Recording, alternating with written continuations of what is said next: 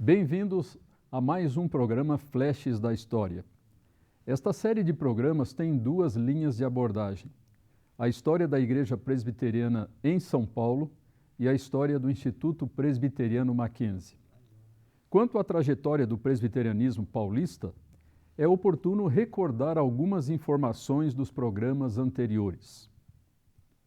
Até o início da década de 1860, não havia brasileiros de convicção protestante na cidade de São Paulo. Todos os protestantes residentes na capital paulista eram imigrantes estrangeiros, principalmente ingleses e alemães. Nessa época, surgiram na cidade os primeiros missionários americanos. No final de 1860, o reverendo Ashbel Simonton, residente no Rio de Janeiro, fez breve visita de reconhecimento à capital, tendo também percorrido diversas cidades do interior da província. Nos lugares por onde passou, estabeleceu depósitos de Bíblias. Cerca de um ano mais tarde, no início de 1862, chegou o reverendo Francis Schneider, que após passar brevemente pela capital paulista, fixou residência em Rio Claro, onde viviam muitos colonos alemães. Com isso, ele se tornou o primeiro ministro presbiteriano a residir na então província de São Paulo. Finalmente, em outubro de 1863, o reverendo Alexander Blackford passou a residir em São Paulo com sua esposa Elizabeth, irmã do pioneiro Simonton. Um ano e meio mais tarde, em março de 1865, foi organizada formalmente a Igreja Presbiteriana de São Paulo com apenas 6 membros fundadores, quase todos de nacionalidade portuguesa.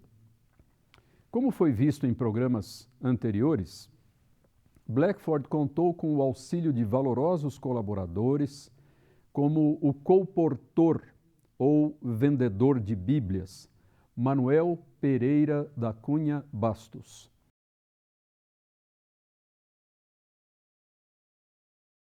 E o comerciante inglês William Pitt. Entre os primeiros membros da igreja estavam os futuros pastores Antônio Trajano,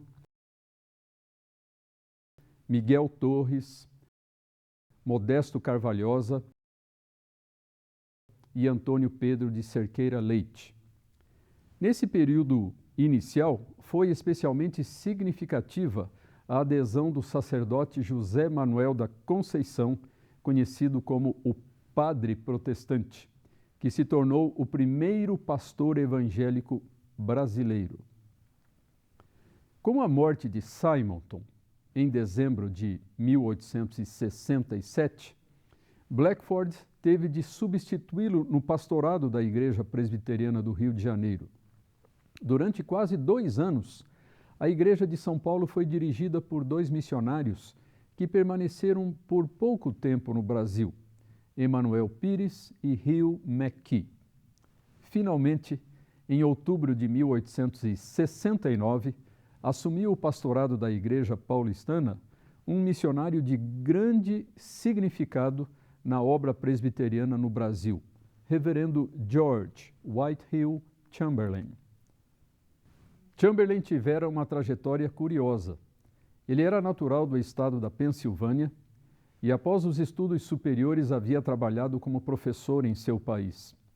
Chegou ao Rio de Janeiro com apenas 23 anos, em julho de 1862, tendo vindo ao Brasil em caráter particular e não como missionário.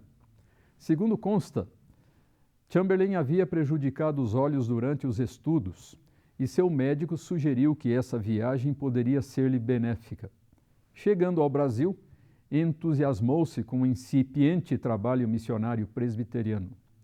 Durante ano e meio residiu em São Paulo e no Rio Grande do Sul, trabalhando como professor de inglês. Em resposta a um apelo do reverendo Simonton, voltou ao Rio de Janeiro em maio de 1864, a fim de ajudá-lo. Fez companhia ao pioneiro no período angustioso em que este perdeu a esposa Helen. No final daquele ano, e em boa parte de 1865, residiu novamente em São Paulo, colaborando com o trabalho evangelístico na capital e no interior.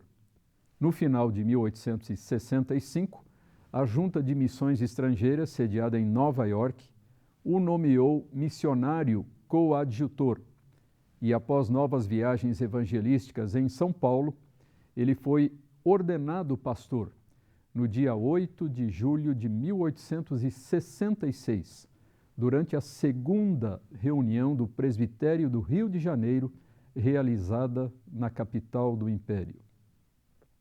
Poucas semanas depois, regressou aos Estados Unidos a fim de estudar teologia no seminário de Princeton, em Nova Jersey, já como pastor ordenado. Inverteu-se assim o processo normalmente observado, em que a ordenação é posterior aos estudos teológicos. Nesse período, na pátria, Chamberlain angariou a maior parte dos recursos para a construção do Templo Presbiteriano do Rio de Janeiro e se casou com a professora Mary Ann Annesley. Deu ainda outras contribuições valiosas ao nascente trabalho presbiteriano no Brasil. Acompanhou o reverendo José Manuel da Conceição em sua visita aos Estados Unidos e incentivou a vinda de 2 novos missionários, Robert Lennington e João Fernandes da Gama. Na sua ausência, em dezembro de 1867, a Igreja de São Paulo o elegeu pastor, junto com o reverendo Emanuel Pires. Chamberlain regressou ao Brasil em setembro de 1868, permanecendo por 1 ano no Rio de Janeiro, na ausência de Blackford, que se achava nos Estados Unidos. Em outubro de 1869, finalmente, ele pôde assumir o pastorado da Igreja de São Paulo. Nos muitos anos que residiu na cidade, deu 2 grandes contribuições à causa evangélica e à coletividade.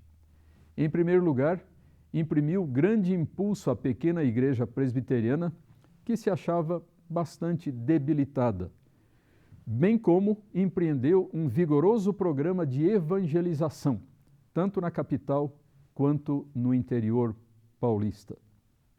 Em segundo lugar, em 1870, ainda recém-chegado a São Paulo, iniciou com a esposa uma pequena escola primária em sua residência, no Bom Retiro, que seria a precursora da escola americana e do Mackenzie College.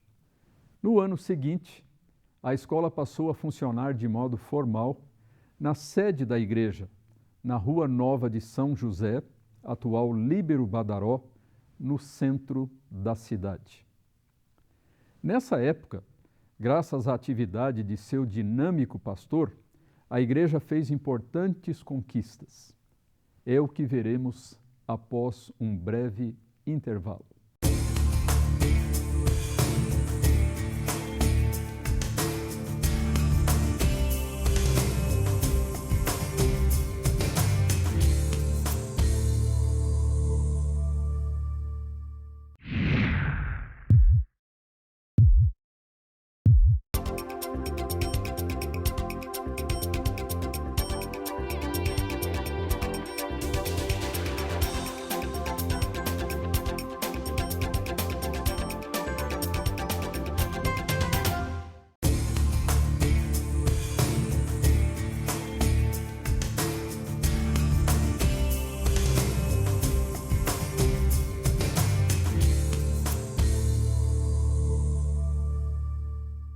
Como vimos no último bloco, a jovem Igreja Presbiteriana de São Paulo iniciou uma fase nova e mais produtiva com a chegada do reverendo George Whitehill Chamberlain, em outubro de 1869. Vários membros da igreja haviam se mudado para outras cidades, levando sua colaboração a outras igrejas. Chamberlain afirmou em um relatório: Parece ser a missão da igreja à qual ministro reforçar as outras, enfraquecendo a si própria. Uma das primeiras medidas tomadas pelo novo pastor foi iniciar reuniões de oração nas residências dos membros. Nos primeiros meses de 1870, um fato triste e outro auspicioso ocorreram na pequenina comunidade presbiteriana de São Paulo. Em 13 de março, na residência do reverendo Chamberlain, faleceu o reverendo William Pitt, ordenado há apenas um semestre, que havia sido valoroso pioneiro da igreja como o principal auxiliar do reverendo Blackford. Foi também o primeiro presbítero da igreja presbiteriana de São Paulo. No aspecto positivo, um mês mais tarde, em 17 de abril, fez sua profissão de fé um jovem que se tornaria famoso no cenário intelectual e literário brasileiro, Júlio Ribeiro, futuro filólogo, jornalista e romancista. Júlio César Ribeiro Vaughan, filho de uma brasileira e um norte-americano, nasceu em Sabará, Minas Gerais, em 1845.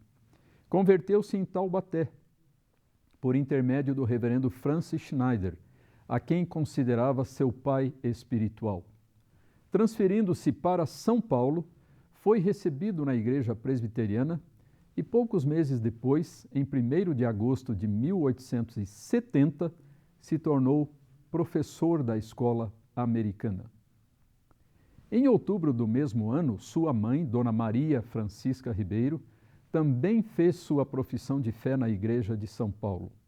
Curiosamente, nessa ocasião, Júlio Ribeiro apresentou ao batismo um escravo seu, menor de idade, de nome Joaquim, pelo qual se responsabilizou como cristão.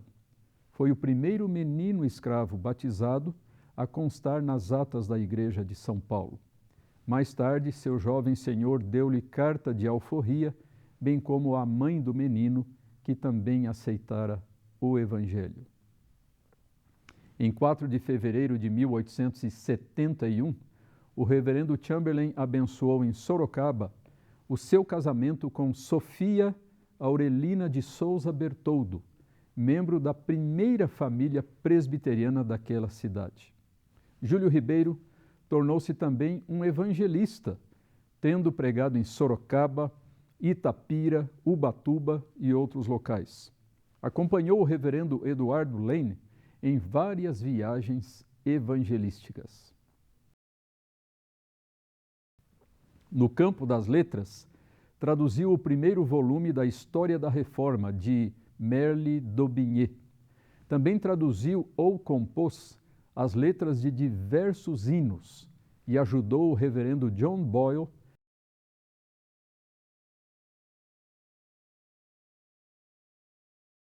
na revisão do seu inário.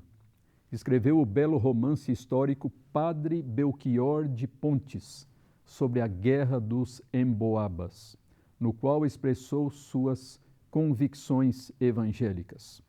Seus diversos trabalhos filológicos deram nova orientação ao estudo da língua portuguesa. Depois de residir em São Paulo, mudou-se para Sorocaba e Campinas, onde sua carreira evangélica chegou ao fim. Tornou-se livre pensador e racionalista.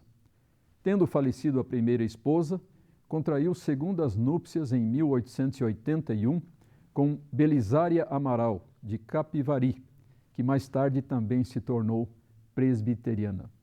Esta contou que, mesmo quando incrédulo, Júlio tinha lampejos de fé. Surpreendeu-o muitas vezes em oração, confessando os seus pecados. Quando em Santos, já bem mal de saúde, recomendou à companheira a leitura da Bíblia. Dona Belisária residiu por muitos anos em São Paulo, onde teve uma pensão, vindo a falecer em 1938. No final de 1870 e início de 71, o reverendo Chamberlain teve em São Paulo o auxílio do colega Francis Schneider. Além de pregar em alemão, fez a revisão de uma tradução da Bíblia e do volume da História da Reforma, traduzido por Júlio Ribeiro.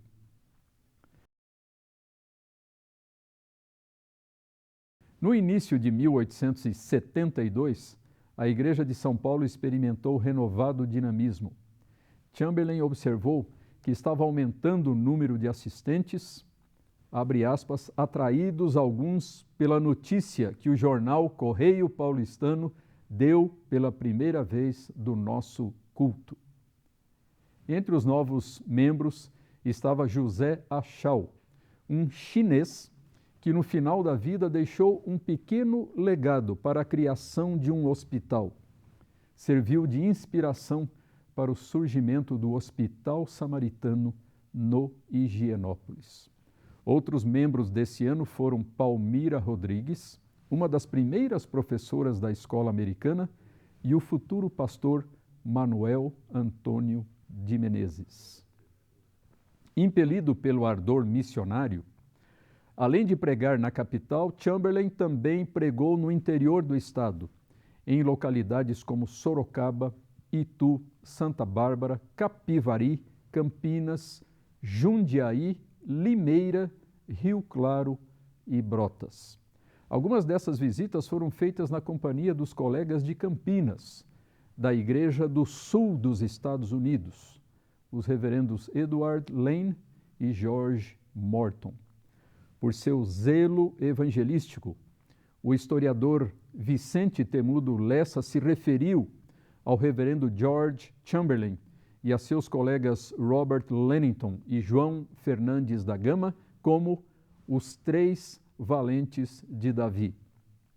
Nos meses seguintes, o incansável trabalhador visitaria muitos outros pontos do interior paulista, fazendo ouvir em vários deles, pela primeira vez, a mensagem evangélica.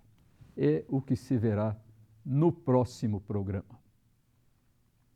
Se você deseja informações adicionais ou quer dar alguma sugestão, entre em contato conosco pelo e-mail flechesdahistoria@mackenzie.br. Até o próximo programa.